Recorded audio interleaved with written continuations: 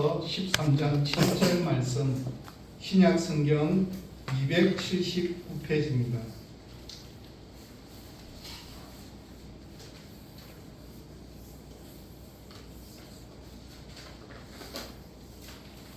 오늘 본문 말씀 고린도전서 13장 7절 말씀을 저와 여러분이 함께 말씀을 합독하도록 하시겠습니다. 모든 것을 참으며 모든 것을 믿으며 모든 것을 바라며 모든 것을 견디느니라. 아멘. 목회자가 된 지 30년 지났거든요. 31년째가 됩니다. 그러니까 국내에 여러 선지순례 코스들을 굉장히 많이 다녀보았습니다. 제일 많이 다녀본 것은 9번 방문행, 전남에 있는 신안군에 있는 정도를 9번 방문해 봤습니다. 두 번째, 1위가 정도라면 두 번째는 서울 양아진 마포구 합정동에 있는 양아진 외국인 선교사 묘지입니다. 그곳은 1880년대 후반 처절하게 무사는 조선 땅, 미국에서 인정받고 총망받던 목사님들과 의사들이 무엇이 부족해서 이 조선으로 오게 되었을까? 양아진 언덕에 올라보면 수십 개의 많은 비석들이 한꺼번에 가슴에 와 닿는 곳입니다. 강바람이 불고 낡은 비석들이 죽음의 빛으로 생명을 감추고 모든 비바람을 견디고 고진 풍파를 견디고 이겨내고 있는 침묵만이 있는 묘지입니다. 묘비가 세워진 무덤은 말이 없고 묘지 전체가 그냥 침묵 속에만 존재하는 곳입니다. 그분들 대다수가 이 땅에 선교사로 왔다가 이 땅에서 삶을 끝낸 사람들이거나 선교사로서 왔다가 귀국 후에 세상을 떠났지만 자신의 시신은 자신이 사랑했던 땅, 조선 땅에 묻히기를 원했던 사람들의 무덤이 있는 곳입니다. 이 땅에 무엇을 위하여서 목숨을 바칠 만했으며 무엇을 못 잊어 그 몸이 이곳에 묻히기를 원했을까? 그분들 한 사람 한 사람이 궁극적으로 지향했던 목적이 무엇이었을까? 돌 위에는 이름 밑으로 태어난 날과 세상 떠난 날짜만 기록되어 있습니다. 이름마저 비바람에 풍파에 시달려서 깎여져서 알아보기 힘든 것도 있었고 6.25 동란으로 인해서 총탄이 핥히고 간 자국들이 있는 묘비도 있었습니다. 한 묘지는 이렇게 설명합니다. 미국의 의과대학을 수석으로 졸업하고 본대학에서 교수로 남아달라는 부탁과 미국 큰 병원에서 스카우트 제의를 다 거절하고 조선 땅에 선교사로 왔다가 37세의 젊은 나이로 순교하신 분의 묘비를 보았습니다.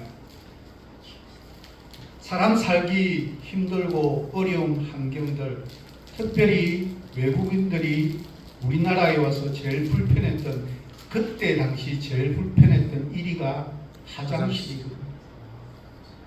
수세식에 지내다가 퍼세식 있는 화장실, 다음 음식 먹는 곳마다 앉아서 식사하는 너무너무 힘들고 어려운 환경들. 왜 그런데 이곳에 그렇게 오랫동안 있을 수가 있었을까? 또 다른 의사는 이곳에 왔다가 몇 년 만에 풍토병으로 순교를 하셨는데 부인과 아들과 딸이 미국으로 돌아갔다가 의사가 된 아들과 함께 부인이 다시 조선 땅으로 돌아온 사람도 있었습니다. 한 선교사의 자녀는 낳자마자 태어나자마자 그 핏덩어리채 죽은 자녀도 있었고, 다른 아들은 5살 만에 죽었고, 또 다른 선교사의 자녀는 8살에 이 묘지로 왔는데, 도대체 이 선교사 부모를 따라 이 땅에 살다가 세상을 떠난 것이고, 그나마 총탄이 비석을 깎아내려 돌비는 깨어져 있는데, 낯선 땅에서 낯설어하며 살다가 외롭게 세상을 떠난 이 어린 영혼들은 도대체 어떻게 이해를 해야 될까? 부모는 그래도 하나님 사랑에 겨워서 왔는데 아무것도 알지 못한 채 떠나는 그 어린 영혼은 도대체 무엇일까? 많은 고민을 안겨다 주는 양아진 외국인 선교사 묘지입니다. 양아진에 묻혀있는 선교사님들의 삶과 우리의 삶을 한번 비교해 봅니다. 무슨 차이점이 있을까? 우리는 혹시 나를 위해서만 살아가고 있지는 않습니까? 내 가족, 나의 시간, 나의 유익, 나의 기쁨을 위한 것만을 위한 것은 아닌지. 그러나 양아진에 묻혀있는 선교사님들의 묘비병을 보면 자기 자신이 아니라 하나님을 사랑했기 때문에, 하나님을 너무너무 사랑하기 때문에 조선 땅을 사랑하고 한국 사람을 사랑하고자 했던 많은 선교사님들의 묘비병을 보면서 저의 마음속에 이런 생각이 들었습니다. 너의 묘비에는 무엇이라고 적혀 있겠니? 하나님과 다른 사람이 너의 인생을 어떻게 평가해 주겠니? 라는 생각이 들자 마음이 힘들어졌습니다. 여기에 하나님을 사랑하는 자, 교회를 사랑으로 섬기던 자, 이웃을 사랑하던 자가 평안히 이곳에 잠들었습니다. 저는 적어도 우리 모두가 이런 평가를 받게 되기를 소망해 봅니다. 위로는 하나님을 사랑합시다. 옆으로는 이웃을 사랑합시다. 사랑만이 우리의 삶을 값지게 만들어줄 수가 있습니다. 그 옛날 고린도 교인들은 하나님으로부터 너무나 많은 것들을 받아 누린 교회였습니다. 복음을 받았습니다. 바울과 아볼로와 게바 등 탁월한 영적 지도자들이 그 교회에 존재하고 있었습니다. 그들은 교회의 부흥의 축복도 받았습니다. 고린도 교회는 큰 교회였고 예루살렘 교회를 위해서도 후원할 수 있을 만큼 여유를 가지고 있는 교회였습니다. 성령도 받았던 교회, 은사도 충만한 교회, 모든 은사들이 다양하게 풍성하게 나타났던 교회였습니다. 왜 하나님은 그 교회에 은사를 풍성히 주셨습니까? 그것은 바로 주님의 몸된 교회를 사랑하고 섬기고 그 은사로 서로가 서로를 섬기며 사랑하라고 주신 것입니다. 그런데 고린도 교인들은 은사로 섬기지 않았습니다. 그저 자기 자신을 가시하기에만 바빴습니다. 결국은 은사 때문에 서로가 서로에게 깊은 상처를 주고받는 교회가 되었습니다. 그래서 바울은 성령의 인도하심에 따라서 은사를 다루고 있는 고린도전서 12장과 14장 그 중간 사이에 이 은사의 문제를 해결할 수 있는 것이 사랑이라고 그렇게 기록하고 있습니다. 은사는 너무너무 소중합니다. 그러나 사랑이 없는 은사는 가치가 없다라고 이야기합니다. 다른 사람에게 유익을 주지 못하기 때문입니다. 그러면 사랑은 무엇입니까? 도대체 어떻게 하는 것이 사랑입니까? 고린도전서 13장 4절부터 7절까지 해서 사랑의 덕목을 15가지로 나누어서 조목조목 살펴보았는데 우리는 이미 12가지를 차례대로 살펴보았습니다. 오늘은 마지막 3가지를 마무리하는 날입니다. 사랑은 모든 것을 믿습니다. 사랑은 모든 것을 바랍니다. 사랑은 모든 것을 견딥니다. 믿고 바라고 견디는 이 3가지가 이번 한 주간 우리의 삶 속에서도 사랑의 상중주가 되어서 아름답게 연주하는 한 주간이 되어지기를 소망하는 마음으로 하나하나 한번 점검해 보겠습니다. 먼저 사랑은 모든 것을 믿는다라고 이야기하는 이 믿음이 무엇이냐? 지금 저에게 가장 큰 관심의 단어는 믿음이라는 단어입니다. 왜냐하면 사랑장 다음에 믿음장을 보고 믿음장 마치고 나면 사도신경을 가지고 설교하겠다고 이야기를 했기 때문에 믿음에 대한 공부들을 하고 있는 중입니다. 보면 볼수록 얼마나 놀라운지 모르겠습니다. 얼마나 깊고 깊은 믿음의 세계인지 모르겠습니다. 하지만 그 믿음과 또 다른 모습을 소개하고 있는 것이 고린도전서 13장 본문 7절에서 이야기하는 사랑은 모든 것을 믿는다라고 하는 단어입니다. 김영민 목사는 고린도전서 13장 강의 제1은 사랑이라 해서 모든 것을 믿는다의 헬라어 판타 피스투에이는 그 어떠한 상황 속에서도 결코 믿음을 잃지 않고 신뢰하는 것이라고 설명합니다. 이 단어의 시제는 현재형이기에 어떤 상황 가운데서도 좌절하지 않고 적극적이며 계속적으로 신뢰하는 것을 의미한다고 설명합니다. 사랑은 모든 것을 믿는다라는 말은 2가지 의미로 생각할 수 있습니다. 먼저는 첫째는 하나님과의 관계 속에서 모든 것을 믿는다는 의미입니다. 이 말의 뜻은 내가 어떤 환경 가운데 처하게 된다 할지라도 다시 말해서 내가 원했던 기도의 제목과 다른 힘들고 어려운 환경에 처해진다 할지라도 하나님과의 바른 관계 속에서 살아가고 있는 사람은 어떤 상황 속에서도 하나님을 믿는 믿음을 통해서 이겨낼 수 있다라고 하는 뜻입니다. 우리가 잘 아는 다니엘의 세 친구 사드락, 메삭, 아벳느고가 극렬한 풀무불의 위협 앞에서도 신앙의 절개를 굳게 지킨 이유가 무엇입니까? 그들이 하나님을 전적으로 사랑했고 이 사랑이 하나님을 향한 믿음으로 나타났기 때문입니다. 하나님을 향한 불타는 사랑이 자신들의 생명을 기꺼이 내어놓으면서까지라도 신앙의 절개를 굳게 지키도록 만들었습니다.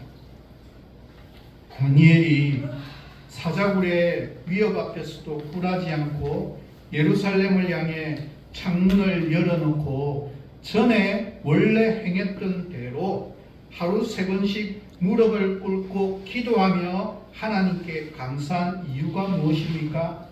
다니엘이 진심으로 전심으로 하나님을 사랑했기 때문입니다. 하나님을 향한 다니엘의 사랑이 죽음의 위협 앞에서도 하나님을 굳게 믿을 수 있도록 신뢰할 수 있도록 만들었습니다. 이처럼 하나님을 사랑하는 사람은 그 어떤 상황 속에서도 결코 믿음을 잃지 아니하고 하나님과 그분의 말씀을 굳게 신뢰하고 믿고 의지하는 것입니다. 미국의 제16대 대통령이었던 에이브럼 링컨이 가장 좋아했던 성경 구절이 로마서 8장 28절 말씀이라고 이야기합니다.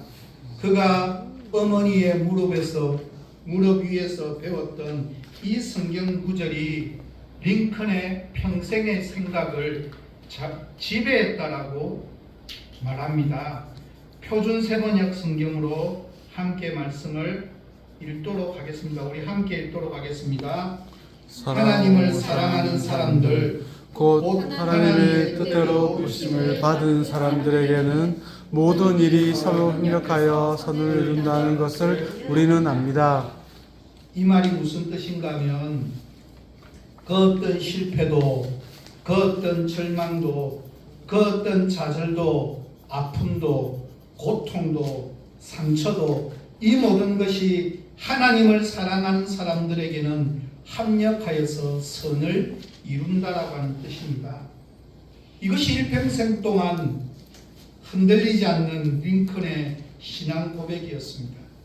링컨은 우리가 보기에 미국의 대통령을 지냈기 때문에 대단하다고 생각하지만 사실은 어떤 한 사람의 인생 가운데 링컨만큼 수없이 많은 실패와 좌절과 절망과 아픔을 겪은 사람도 찾아보기에 힘들고 어렵습니다.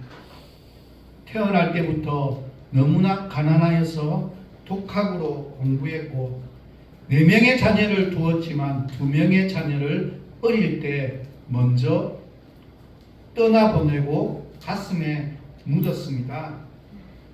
22살에 처음으로 사업에 도전했다 실패합니다.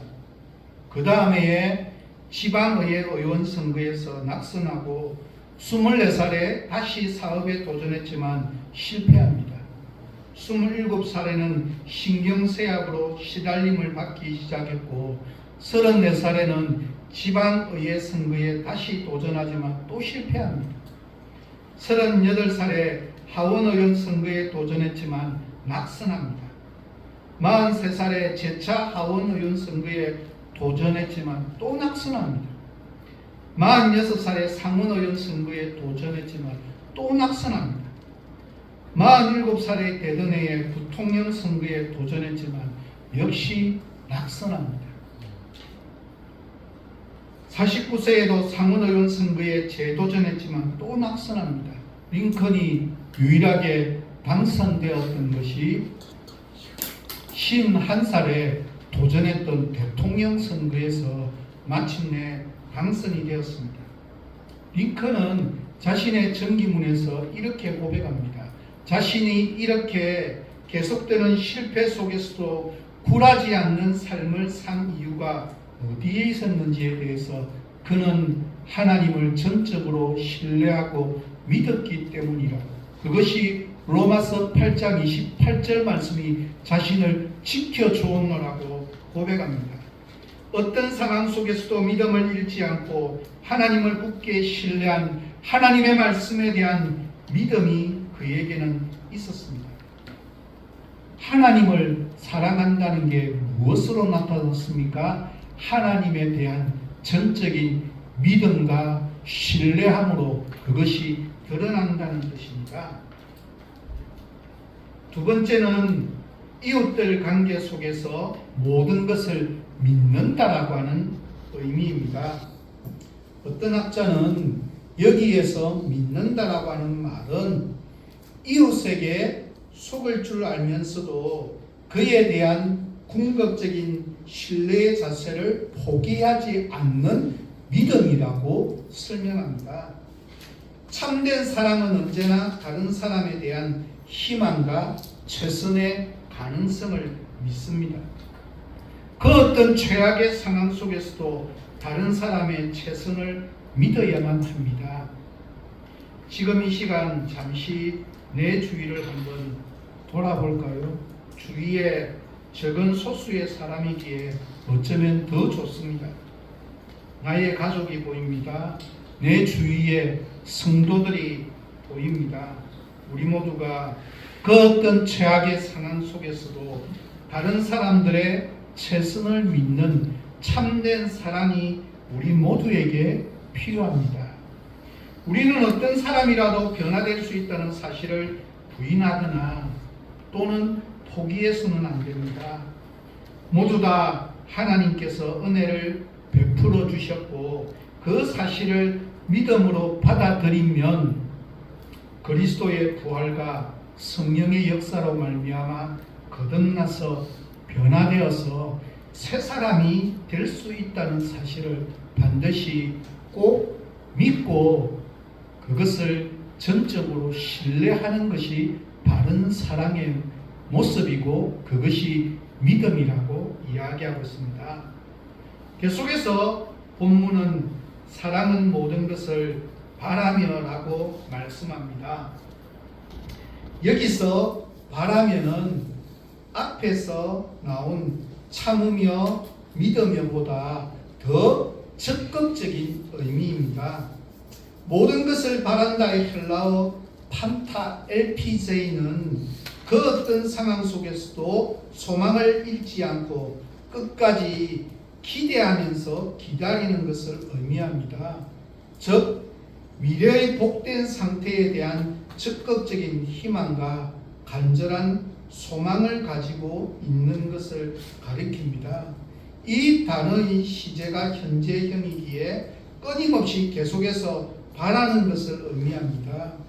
여기서 바란다는 것은 그냥 맹목적으로 잘 될 수 있겠다라고 대한 낙천주의나 낙관주의를 가리키는 것이 결코 아닙니다. 하나님의 아가페 사랑과 그분의 약속의 말씀에 근거하고 믿고 신뢰하여서 궁극적으로 승리할 것을 믿으면서 소망하는 단어가 바로 여기서 등장하는 모든 것을 바라며라고 하는 단어입니다. 그래서 이재철 목사는 성숙자반에서 이렇게 설명합니다. 본문에서 바란다는 것은 무엇이든 내가 욕구하는 바가 다 이루어지는 것을 욕망한다는 말이 아닙니다. 헬라어 엘피조는 소망하다라는 뜻입니다. 우리가 누군가를 사랑할 때 사랑하는 대상의 현재에만 집착합니다. 그런데 사랑은 사랑하는 대상의 현재에만 집착하는 것이 아니라 그의 미래를 가슴에 품고 소망하며 사랑하고 바라는 것을 의미합니다. 현재에 집착하는 것은 자칫 잘못하면 이기적일 수가 있습니다. 그래서 그 사람의 미래를 사랑하며 그의 미래가 이러이러하게 잘 되기를 소망하는 마음으로 기다리는 것입니다. 내가 소망을 가지면 나의 표정이 달라지고 내가 하는 모든 말이 달라지고 내 마음이 달라지기 시작합니다. 그러므로 바라며라는 말은 미래가 포함되어진 단어이기에 어떤 사람에 대해서 아주 오랫동안 소망의 끈을 놓지 않고 포기하지 않고 끝까지 가지는 마음을 의미합니다. 이게 어디에서 많이 나타날까요? 자녀들에 대한 마음들, 목회자들은 성도에 대한 소망, 바라는 희망, 마음들이 이 속에 함께 담겨져 있습니다. 사랑은 모든 것을 기대하며 바랍니다. 그러기에 사랑은 상대방이 그 어떤 상황에 처해 있다 할지라도 결코 실망하지 않고 끝까지 그에게 소망을 품습니다. 그 소망이 이루어질 것을 확신합니다. 그렇다면 사랑이 그렇게 모든 것을 소망하고 확신할 수 있는 근거가 도대체 무엇입니까? 두말할 것도 없이 하나님의 사랑이 우리에게 먼저 있었다라고 하는 사실입니다. 하나님은 언제까지나 모든 사람에게 소망을 품으십니다. 이 말은 하나님은 언제나 나뿐만 아니라 내 친구들에게도, 내 자녀들에게도, 내 부모님에게도, 내 이웃들에게도 그렇게 소망을 품고 계신다면 나 또한 이웃들에게 자녀들에게 소망을 품고 그 성취를 확신할 수밖에 없다는 사실을 우리는 꼭 기억해야만 합니다. 하나님께서 그렇게 한 사람 한 사람에게 소망을 품고 계시는데 어찌 내가 감히 누군가에게 실망하고 절망할 수 있다는 말이겠습니까? 덴마크의 유명한 철학자 키에르케고르는 죽음에 이르는 병이라고 하는 너무나 유명한 책에서 죽음에 이르는 유일한 병은 오로지 절망뿐이라고 그렇게 언급하고 있습니다. 그렇습니다. 절망은 적극적 악입니다. 하나님께서 아직 우리에게 희망을 거두지 않으셨는데 우리가 무슨 권리로 내가 먼저 절망하고 포기하고 낙담할 수가 있겠습니까? 세상의 견해와 생각은 그렇게 중요하지 않습니다. 천지를 말씀으로 창조하신 하나님께서 살리고자 하면 살 것이고 하나님께서 거두고자 하면 떨어지게 됩니다. 그러므로 우리는 모든 문제에 있어서 하나님의 생각이 무엇인지 하나님의 기준이 무엇인지를 기대하고 바라보며 소망해야만 합니다. 그러면 사랑의 소망이 우리의 마음속에 생기게 됩니다. 어떤 사람이 우리 앞에서 계속해서 똑같은 실수와 잘못을 반복할 수 있습니다. 그러면 상대방에 대한 신뢰가 땅에 떨어질 수도 있습니다. 더 이상 믿지 않을 수도 있습니다. 그럼에도 불구하고 사랑은 그 사람이 잘 되기를 끝까지 바라는 것입니다. 그에 대한 희망과 기대를 버리지 않는 것입니다. 그를 포기하지 않고 끝까지 소망적으로 바라보는 것이 바로 하나님의 사랑 아가페라고 오늘 본문은 말씀합니다. 요한복음 마지막 장인 21장을 보면 언제 읽어도 가슴 뭉클한 이야기가 나옵니다. 베드로는 예수님을 모른다고 3번이나 부인했지 않습니까? 그 뒤에 그는 부활하신 예수님을 만났습니다. 베드로는 자기가 예수님을 모른다고 부인했던 그 말에 대한 수치심 때문에 그는 디베라 바다로 고기를 잡으러 갔습니다. 물론 베드로는 다구는 소리를 듣고 네가 다굴기 전에 나를 3번 부인하리라는 예수님의 말씀이 생각나서 심히 통곡했습니다.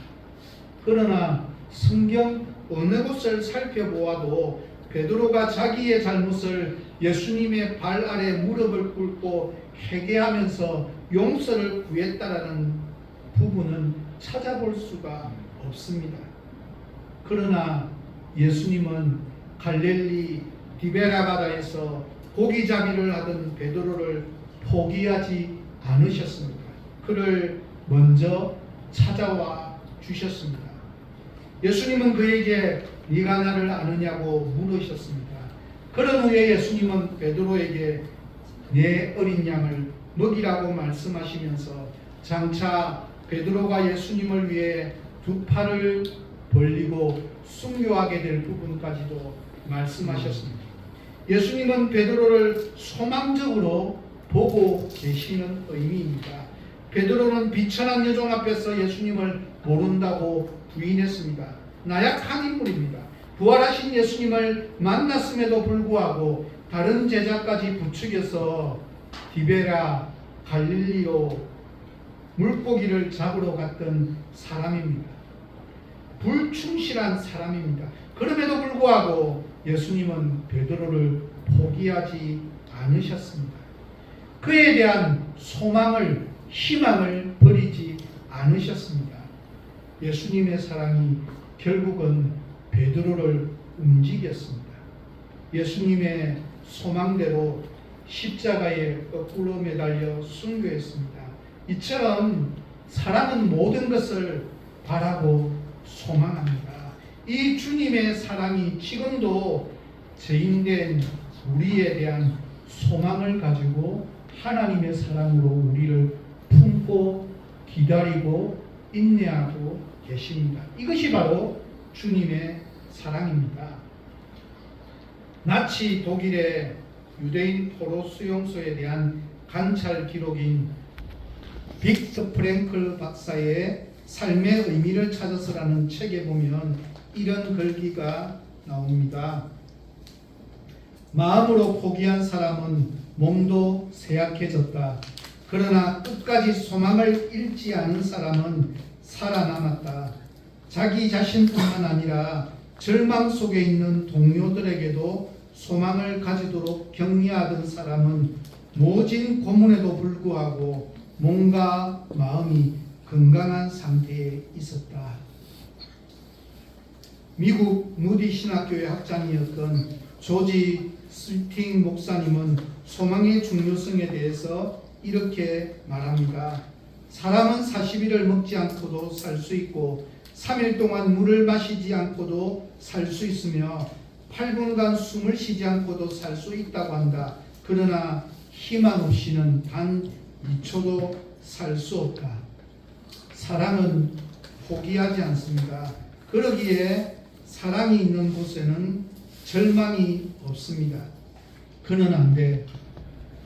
그 사람은 희망이 없으라는 말은 인간에 대한 정확한 판단에서 말미암은 것이라기보다는 사랑 없음이 기초가 되어 터져나온 넋두리에 지나지 않는 표현입니다. 주님이 주신 사랑이 있다면 결코 포기하지 않는 참된 소망이 우리의 마음속에 흘러넘치게 되기를 저는 소망해 봅니다. 마지막으로 사랑은 무엇이라고 이야기합니까? 모든 것을 견디는 것이라고 이야기합니다.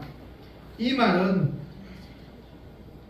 조금 전에 등장했던 오래 참는다, 모든 것을 참는다 라는 단어들과 한결같이 다 비슷해 보이지만 여기에 사용된 헬라어는 히포메네입니다. 여기서 히포는 영어로는 언더입니다. 한글로는 아래에 밑에라는 의미입니다. 그리고 메네이는 영어로 stay입니다. 즉 어디 아래에 머문다, 거한다, 남는다라고 하는 뜻입니다. 내가 사랑하는 사람의 밑에 거하는 것, 그 사람이 서 있는 입장에 내가 밑에서 서 있겠다라고 하는 의미입니다. 사랑은 그 사람의 입장에 서는 것입니다. 마치 뭐와 똑같습니까? 우리가 잘 아는 영어 단어 understand와 너무나 똑같은 단어입니다. 그 밑에 서는 것입니다. 이것이 어떻게 보면 여기서 말하고 있는 표현입니다. 남의 신을 신고 심리를 걸어보지 않고는 그 사람에 대해서 말하지 말라라고 하는 격언이 있습니다. 그 사람의 입장에 서 보면 내 생각이 달라질 수도 있습니다. 이해가 되어질 수도 있습니다. 어떤 사람은 히포메네이를 이렇게 설명합니다. 비록 어떤 희망이 끊어질 때라도 여전히 견디는 것이라고 했습니다. 좀 더 쉽게 표현해서 그리스도인들의 희망은 결코 헛되지 않습니다. 설로 그 희망이 사라진다 하더라도 사랑을 품은 사람은 계속해서 견디고 서일을 쓸 수 있다는 말입니다. 그래서 히포메네이는 모든 것들이 사라져 버렸음에도 불구하고 여전히 남아 있는 것입니다. 왜냐하면 사랑하기 때문입니다. 이 세상 무엇보다 가장 끈질긴 것, 그것은 실로 사랑입니다. 사랑은 결코 죽지 않습니다. 사랑은 견딥니다. 사랑은 어떤 상처도 어떤 실패도 견디어냅니다. 어떤 절망도 어떤 눈물도 사절도 견디어내는 근원적인 힘이 사랑의 힘이라고 그렇게 말씀하고 있습니다. 무엇 때문입니까?